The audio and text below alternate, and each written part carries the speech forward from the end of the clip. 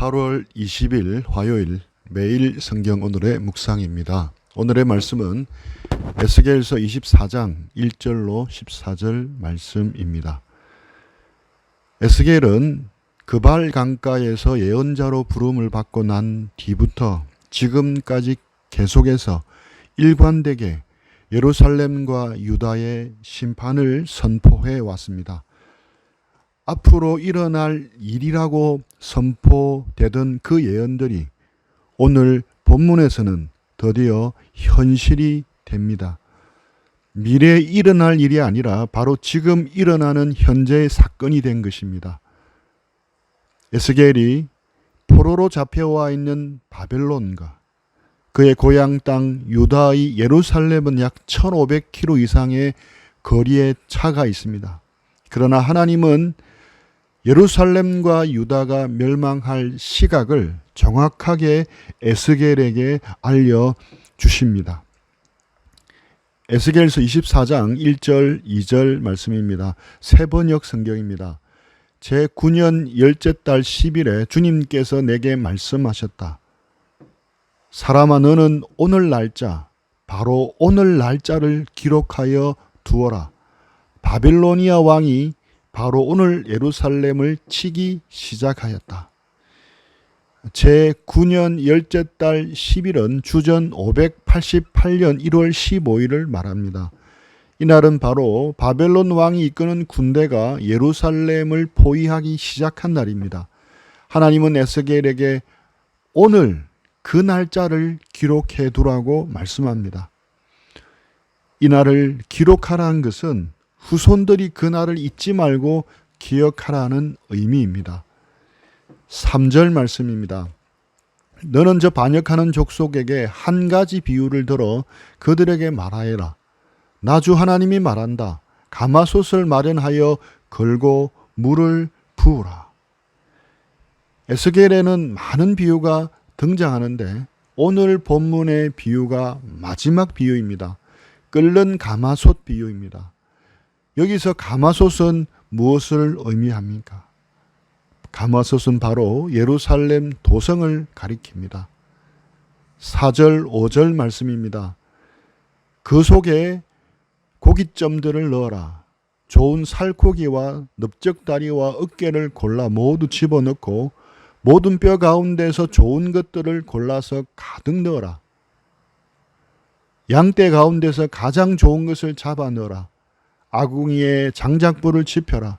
그 고기를 잘 삶되 가마솥 안에 뼈까지 무르도록 삶아라. 그 안에 들어있는 고기와 뼈들은 무엇을 의미합니까? 예루살렘에 거하는 거민들, 즉 하나님의 백성들을 가리킵니다. 원래 가마솥을 걸고 거기에 물을 채우고 가장 좋은 고기와 뼈를 넣으라는 이 표현은 잔치 음식을 준비하면서 흥겹게 부르는 노동가였습니다. 그 흥겹게 부르던 노래가 재앙을 선포하는 노래로 바뀐 것입니다.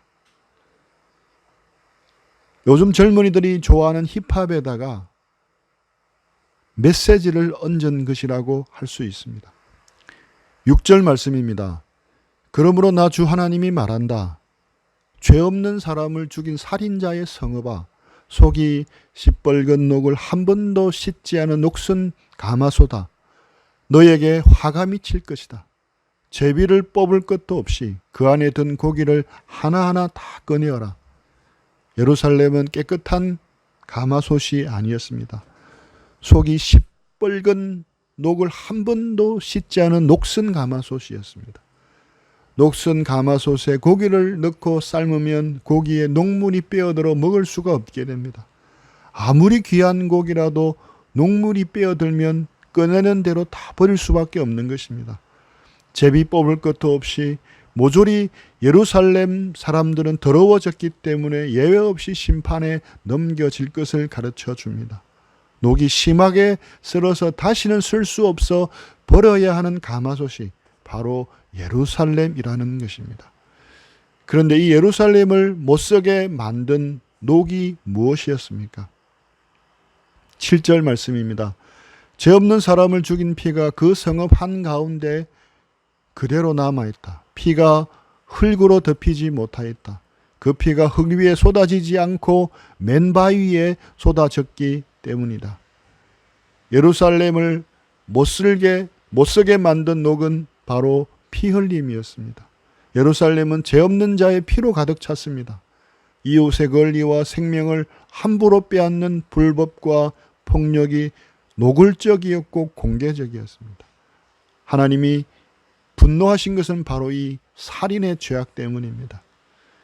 이것이 유다 왕국 말년에 유다 백성들이 공공연하게 자행하고 있었던 것입니다. 사람들의 피를 흘리고도 잘못한 것조차 깨닫지 못하는 예루살렘 도성의 최후를 정언하고 있는 신랄한 장면입니다. 8절 말씀입니다. 그 피가 흙에 덮이지 않게 맨바 위에 쏟아놓은 것은 바로 나다. 내가 분노를 일으켜 호되게 보복하려고 한 것이다. 이런 죄악과 폭력에 대해 하나님이 분노하십니다. 하나님이 바벨론을 통해 그것을 보복하시는 것입니다. 9절부터 11절 말씀입니다. 그러므로 나 주 하나님이 말한다. 죄 없는 사람을 죽인 살인자의 성읍아, 너에게 화가 미칠 것이다. 내가 장작더미를 높이 쌓아 놓겠다. 나무를 많이 샀고 불을 지펴서 고기를 푹 삶아서 녹이고 고기 국물을 바짝 졸이고 뼈는 태워버려라. 그 빈 가마솥을 숯불 위에 올려놓아 가마솥을 뜨거워지게 하며 가마솥의 노새를 달구어서 가마솥 안에 더러운 것을 녹이며 가마솥의 녹을 태워 없애라. 더욱더 많은 장작불을 지펴서 그 가마솥을 뜨겁게 하여 그 안에 더러운 것을 녹이고 가마솥의 녹을 태우라고 명령합니다. 고기를 녹이고 국물을 바싹 졸이고 뼈를 태울 정도로 불을 지펴라고 말씀합니다. 그리고 내용물이 다 타더라도 계속 불을 지펴서 그 가마솥을 달고 그 안에 더러운 녹을 태워버리라고 명령하십니다. 12, 13절 말씀입니다.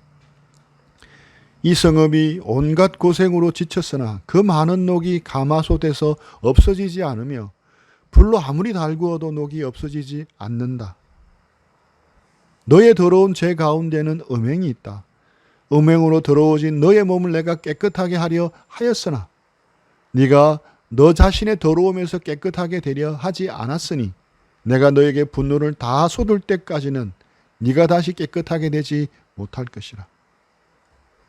그러나 아무리 불로 달구어도 가마솥의 녹이 없어지지 않고 이것은 예루살렘의 죄악이 음행이 깨끗하게 될 가능성을 넘어선 것입니다.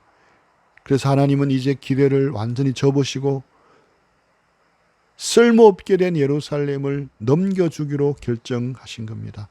14절 나 주가 말하였으니 반드시 이루어진다. 내가 그대로 하겠다. 내가 돌이키지 않으며 아끼지도 않으며 뉘우치지도 않겠다. 너의 모든 행실과 너의 모든 행위대로 네가 심판을 받을 것이다. 나 주 하나님의 말이다. 다른 선지자들을 제외하더라도 에스겔만 손에 꼽는다 하더라도 주전 593년부터 현재인 오늘 588년 현재까지 대략 15년 동안 하나님은 할 수 있는 모든 방법과 비유와 아이디어와 몸짓을 총동원해서 에스겔을 통해서 그들에게 메시지를 선포하게 하셨습니다. 하지만 이제는 더 이상 기회를 주지 않습니다. 내가 돌이키지 않으며 아끼지도 않으며 뉘우치지도 않겠다고 말씀하시면서 이제 최종 심판을 예루살렘과 유다를 향해 선포하시는 겁니다. 하나님은 노하기를 더디하시고 오래 참으시는 분이십니다. 하지만 오래 참으시지 영원히 참으시는 분이 아님을 우리는 명심해야 합니다. 착하고 선한 사람, 잘 참는 사람은 무시되기 쉽습니다.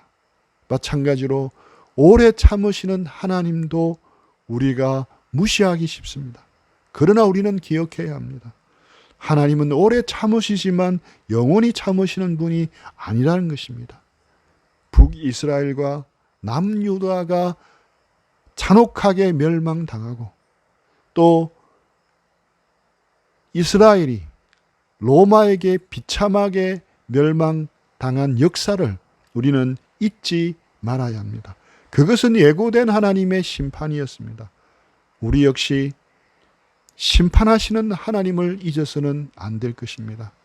우리 하나님은 우리가 마땅히 두렵고 경외함으로 모셔야 할 분임을 잊지 말아야 할 것입니다. 기도하겠습니다. 좋으신 하나님 아버지, 여러 가지 방법과 비유와 도구와 몸짓으로 하나님은 거듭거듭 반복해서 메시지를 전하셨습니다. 멸망할 남유다와 예루살렘을 향해 그토록 회개하고 돌이키라고 거듭거듭 말씀하셨는데 그들은 길을 막아버렸습니다.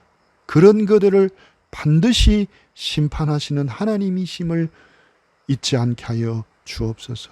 말씀대로 사랑하시지만 또 말씀대로 분명하고 단호하게 심판하시는 하나님이심을 우리가 잊지 않게 하여 주옵소서. 오늘도 하나님을 기억하며 하나님을 경외함으로 두려움으로 하나님과 함께하는 오늘 하루가 되게 하여 주옵소서. 오늘 하루의 삶을 우리 주님께 주님의 말씀 앞에 의뢰드립니다. 예수님의 이름으로 기도합니다. 아멘.